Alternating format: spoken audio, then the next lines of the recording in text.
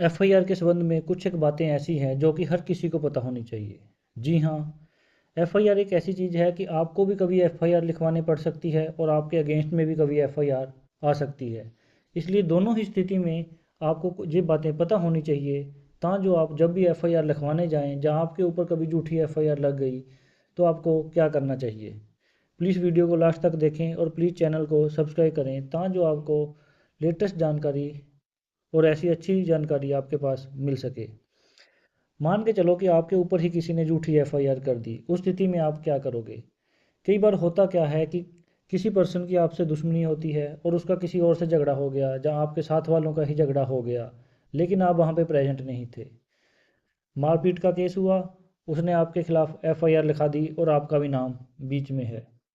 अगर तो आप उस समय उसी जगह पे प्रेजेंट हो, और आजकल के टाइम पे बहुत से ऐसे साधन हैं कि लोग एक दूसरे की फ़ोटो खींच लेते हैं, लेकिन हो सकता है कि आप उस स्टेट में या उस सिटी में ना हो, उससे दूर हो। अगर आपको ऐसे ही इंफॉर्मेशन मिली है कि अभी उन ये केस हुआ है और वो एफआईआर लिखवाने वाला है, तो आपको अपने पास में किसी भी सरकारी हॉस्पिटल वगैरह में चले जाओ और वहाँ पे आप एक मेडिकल की स्लिप बना लो।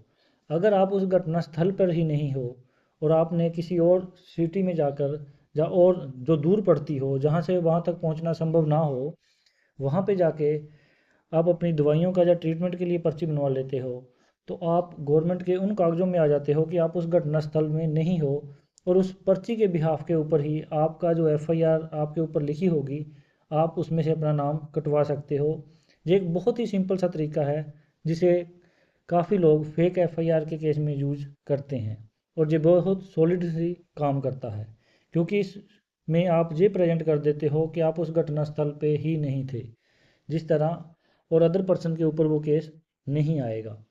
इस तरह कई बार होता है जीरो एफआईआर। अगर आपकी कहीं चलते समय आपकी कोई चीज़ गिर जाती है, पर्स, या फिर आपके ऐसे चीज़ें गिर जाती है, बहुत से पर्सन के कोई कार्ड गिर जाते हैं, मोबाइल गिर जाता है, वो नहीं मिलता, इस चीज़ों को जीरो एफआईआर कहा जाता है। इसके बीच में आप थाने में कहीं भी जाके अपनी एफआईआर लिखवा सकते हो। ये जीरो एफआईआर होती है। इसके बीच में आपके जो ऑपोजिट पर्सन है उसका किसी का भी पता नहीं है, आपकी चीज़ गुम हुई है, किसने उठाई है नहीं पता है, इसको जीरो एफआईआर बोला जाता है। कई बार ऐसा होता है कि आप उस घटना स्थल पे थे, या कोई छोटी मोटी मारपीट हुई है और आपके ऊपर कोई पर्सन एफआईआर लिखवा रहा है और एफआईआर हो गई है। अगर इस केस में एफआईआर हो गई है, तो आपको तुरंत कोर्ट में पेश होना चाहिए और पहले ही उसकी एंटीसिपेटरी बेल ले लेनी चाहिए। जी हाँ, अगर कहीं ऐसा केस होता है जहाँ पे मारपीट हुई है, ज़्यादा झगड़ा है, पुलिस आपको गिरफ्तार कर सकती है, तो उस केस में आप पहले ही कोर्ट में हाजिर होके जज के सामने बताकर एंटीसिपेटरी बेल ले सकते हैं। दूसरा होता है कि कभी आपको एफआईआर लिखवाने पड़ सकती है।